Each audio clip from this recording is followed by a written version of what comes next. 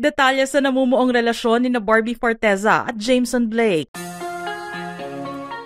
Marami nga ang kinikilig ngayon kasama na ang mga fans ni kapuso actress Barbie Forteza nang makitang kasama nito ang kapamilya actor na si Jameson Blake sa isang fun run event.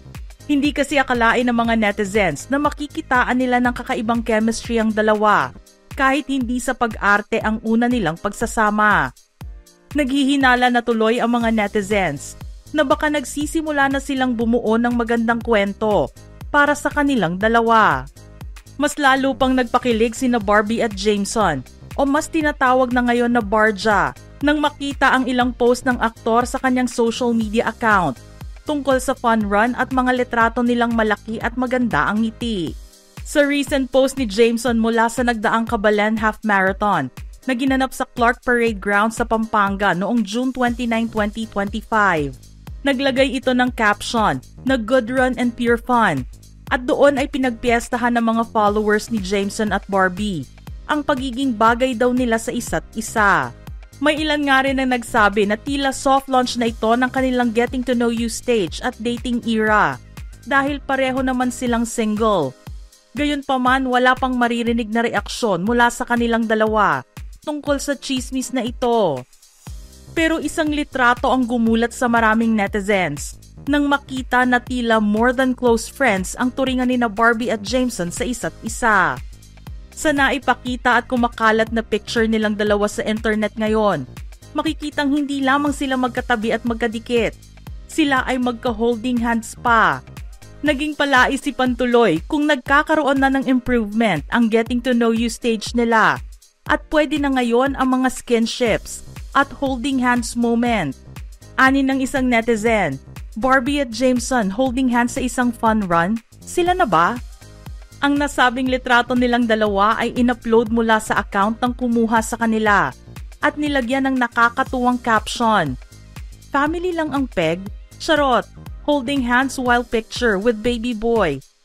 Subalit ang ilang nakakita rito at galing sa ilang Barbie fandom ay nagsasabing promo lamang ito para sa kanilang upcoming Netflix movie na Kontrabida Academy. At wala talagang ibang kahulugan. Ito ang pangalawang pagkakataon na nakitang magkasama sa fun run sina Barbie at Jameson. Nauna na kasi rito ang makita silang tila very close na rin nang ganapin ang first fun run nila together kasama ang iba pang mga artista. Ang Lights Camera Run, takbo para sa pelikulang Pilipino na ginawa noong May 11, 2025 sa Mall of Asia Concert Grounds, Pasay City. Ang nasabing marathon ay inorganisa ng aktor na si Alden Richards para sa benefit ng MOWEL Fund o Movie Workers Welfare Foundation. Pinagkaguluhan nga rin ang litrato nilang dalawa noong event na yon, lalo na ang caption na inilagay ni Barbie sa story post niya with Jameson na, "So proud of you, Jameson Blake. First run, 16K agad. Job well done. Super appreciate you for running with me." Pero matapos ang unang pagkikita ng dalawa, nilinaw ni Jameson ang lumalabas na chismis at sinabing mabilis lang talaga silang dalawa naging close sa isa't isa. Nabalita pa nga na si Alden ang naging tulay para magkakilala ang dalawa. Ani Jameson, "It's nice to see naman. It was nice knowing her. From a short span of time, we got close really fast." Sinabi rin ng aktor na habang ginagawa nila ang Netflix project, nakakapag-usap na sila tungkol sa mga paparating pa ng mga fun runs. Dahil nga alam din ni Jameson na naging active si Barbie sa pagtakbo, hindi naging mahirap ang makipag-communicate sa kanya. Dito na rin daw niya inaya si Barbie na tumakbo kasama siya. Kwento ni Jameson, "Doing a movie with her was also fun. She's very professional and we just had that talk during shoot kasi na there was a run coming up. Kasi naging active siya sa running, so we had a good conversation about it. And I told her na, let's go, let's run together." Akala ko nakalimutan niya. And then she messaged me na, let's go for the run." So ayun, we went for it. And even with a lack of preparation, it was fun. It was a good run.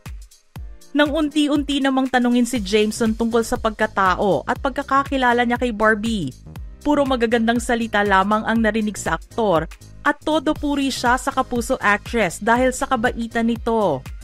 As a person, she's very approachable. She's professional. When we do scenes, alam mong yung she knows what she has to do.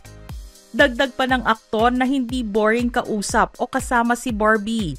Dahil kahit makasama nito ang isang tao na hindi pala salita, gaganahan daw ang kasama niya na makipagkwentuhan. Dahil may sense na kausap ang aktres. She's very engaging when you have conversations with her. Hindi siya boring kausap. Our time together, there's a sense to it. When we have talks. Hindi pa man naipalalabas ang movie project ni na Jameson at Barbie. Marami na ang naglalabas ang mga shippers. At natutuwa dahil magkasundo ang dalawa sa pagpapaganda ng katawan at concern din sa health ng isa't isa. Kita kasi sa mata nilang dalawa na na-enjoy nila ang company ng isa't isa. Pure fun, chill and relax lang sila kapag magkasama. Nakita rin kasi ng maraming mga event goers ang pag-aalaga ni Jameson sa aktres. Kaya naman kahit maaga pa para sabihin kung ano ang kanilang relasyon, botong-boto na ang mga ito kung sakaling seseryosohin nila ang pagpasok sa isang romantic relationship. Lagpas na rin naman ang pinaniniwalaan ng karamihan na 3-month rule sa pakikipagrelasyon matapos ang breakup dahil January 2025 pa nang mabalita ang hiwalayan ni Barbie sa kapwa Kapuso actor na si Jack Roberto. Para naman kay Jameson, matagal-tagal na rin siyang single, kaya naman walang problema kung magdesisyon sila ni Barbie na mag-date. Matatandaan nga sa isa niyang interview na may kinalaman rin sa proyektong kanyang ginawa. Sinabi ng aktor na mas prefer niya ang first-hand interaction, meeting someone or being introduced by someone. Pero sa edad niyang 27, hindi naman daw siya nagmamadali na makahanap ng makakarelasyon o bagong girlfriend ngayon. Sinisigurado kasi niya na kilalanin muna ang isang tao o babae bago siya gumawa ng susunod na hakbang. I really take my time when I want to get to know someone, and I would say that will benefit long term, especially if you plan to be with someone for quite a long time. Ito nga rin ang payo niya sa iba na naghahanap ng pag-ibig. Get to know the person. Take your time. As we get older, we just want to be with someone that we can be with, live with, and have laughs with long term. Sa ngayon nga ay hindi pa malalaman ng mga fans ni na Barbie at Jameson, maging ng kanilang mga nagsusulputang mga shippers, kung ano ang tunay na estado ng kanilang magandang relasyon. Pero excited na ang mga ito para sa pagpapalabas ng kanilang first project together. Umaasa naman sila na umakyat na sa next level ang kanilang friendship pagkatapos ng una nilang proyekto. Mga ka-showbiz peeps, gusto naming marinig ang inyong reaksyon sa ating istorya ngayon. Send in your thoughts in the comments section below.